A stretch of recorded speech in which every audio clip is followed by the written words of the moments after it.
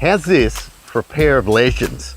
Both Toyota LandCruisers, both beige, four-wheel drives, bull bars, lights, winches, but how different are they really? The real differences lie in the age of the vehicles. So 1974 till 1984, this is what you got. Everything was built a little bit lighter. Everything is thin, spindly. Look at the tyres, look at the suspension, which leads to probably the biggest single difference between these two in how they perform on the road and off. This one's got a coil sprung beam axle in the front, and this has got a leaf sprung beam axle. Being lighter, this car may weigh around 2.5 tonne. This one here is probably around about 3.1. So one's big and heavy, one's old and skinny.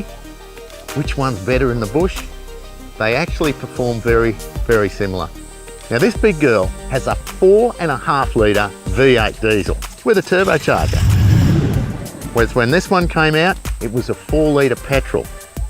Bit thirsty and a little bit doughy up high in the revs. So what a lot of people did, they put a Holden V8. So the other major difference, and to me, it's the biggie, is this is computers everywhere. This truck here has absolutely nothing. It's all up to your fingers and your toes. So what happens when we actually select low range?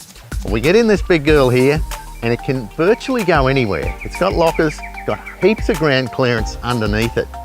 And the only great failing with these old 45s is the U-bolt saddle underneath the springs. It's very, very easy to bog yourself when you hit a rock, a log, or just sink yourself in mud, and that's the end of them. But in terms of climbing ability, they're both probably pretty similar. Low range first in that is extremely low.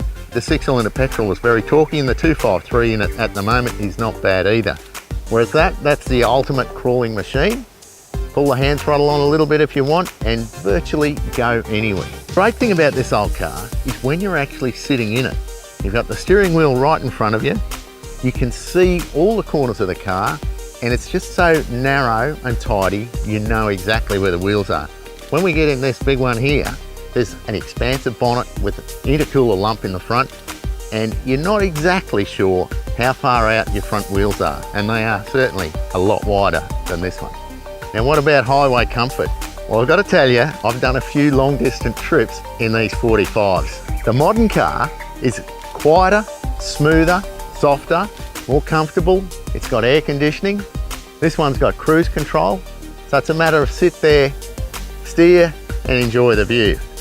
Whereas this one, there's a certain amount of fighting to keep it on the straight and narrow.